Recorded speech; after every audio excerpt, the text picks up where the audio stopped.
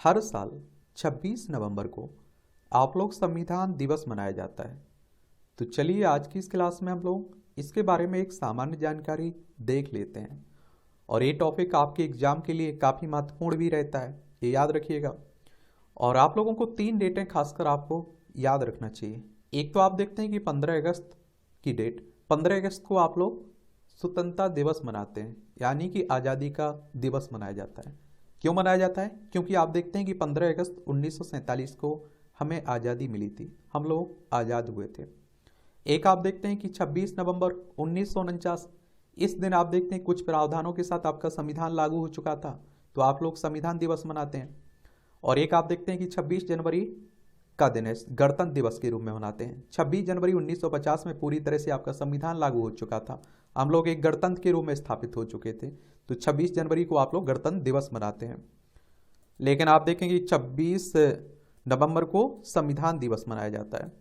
इसे राष्ट्रीय कानून दिवस के रूप में भी आप लोग जानते हैं, ये भी याद रखिएगा। अगर आपसे पूछे कि राष्ट्रीय कानून दिवस कब मनाया जाता है, तो वो भी 26 नवंबर को मनाया जाता है। इस दिन वर्ष 1949 में भारत की संविधान सभा ने औपचारिक रूप से भारत के संविधान को अपनाया और 26 जनवरी 1950 को लागू हुआ था। 19 नवंबर 2015 को सामाजिक न्याय एवं अधिकारिता मंत्रालय ने 26 नवंबर को संविधान दिवस के रूप में मनाने के भारत सरकार के निर्णय को अधिसूचित भी किया था।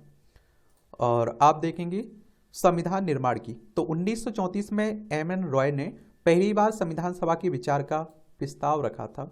1946 में कैबिनेट मिशन योजना के तहत संविधान सभा के गठन के लिए चुनाव हुए थे। भारत के संविधान का निर्माण संविधान सभा द्वारा किया गया है। भारत की संविधान सभा ने संविधान के निर्माण से संबंधित विभिन्न कार्यों से निपटने के लिए कुल 13 समितियां गठित की थी। इनमें 8 प्रमुख समितियां थीं और 6 छोटी समितियां थीं। प्रमुख समितियां, उनके प्रमुखों की अगर हम लोग बात करें तो इसमें आप देखते हैं कि मसौदा समिति, इसमें डॉक्टर भीमराव अम्बेडकर साहब, बी.आर. अम्बेडकर साहब इसके प्रमुख थे। और बी.आर. अम्बेडकर साहब को आप लोग संविधान का पिता भी कहते हैं, पहले हमारे कानून मंत्री भी थे। फिर आप देखते हैं संघ शक्ति समिति, इसमें जवाहरलाल नेहरू प्रमुख थे इसके। केंद्रीय संविधान समिति, जवाहरलाल नेहरू इसके प्रमुख थे। प्रांतीय संविधान समिति, वल्लभ भाई पटेल इसके प्रमुख थे।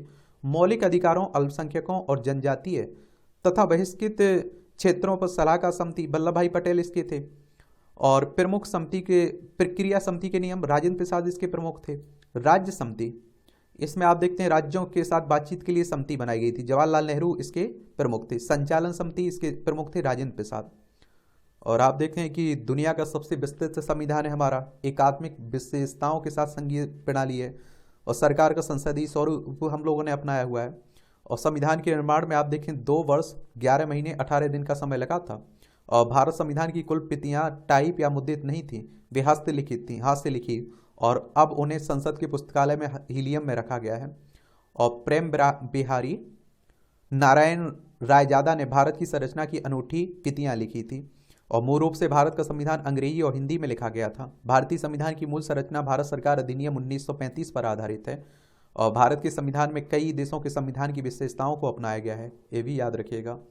कई लोग आप देखते हैं कि उधार का थैला भी कह देते हैं भारतीय संविधान को, लेकिन याद रखिएगा अगर किसी में अच्छाई है कुछ, तो उससे अच्छाई लेने में क्या बुराई है।